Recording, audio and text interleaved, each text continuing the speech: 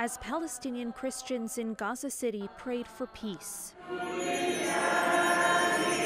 There was renewed hope for a negotiated pause in the fighting that's left their shattered neighborhoods engulfed by devastation and despair. My wish is that they leave us and that we go back to our lands and our children, this woman says.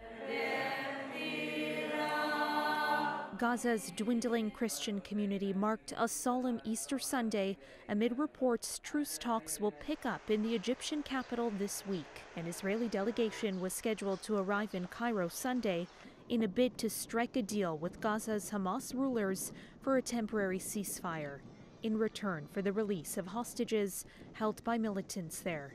The Israeli Prime Minister, scheduled to undergo surgery to treat a hernia Sunday night, is facing sharp criticism at home over how his government is prosecuting the war. The sounds of whistles, horns, and drums filled the streets of Tel Aviv again this weekend.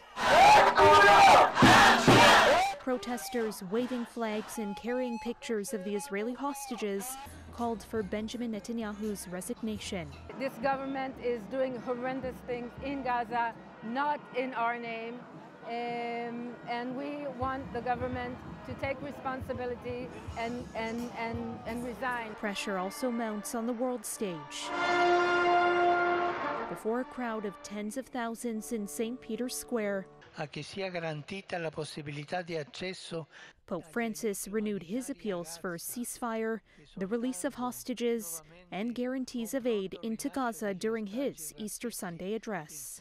Protests calling for immediate elections continued Sunday in Jerusalem, as Israel's war cabinet was expected to meet to discuss issues around the latest negotiations, including the return of displaced Gazans to their homes in the north. Hamas is not expected to be present at these talks. It's reportedly waiting for word from mediators on whether a new Israeli offer is on the table.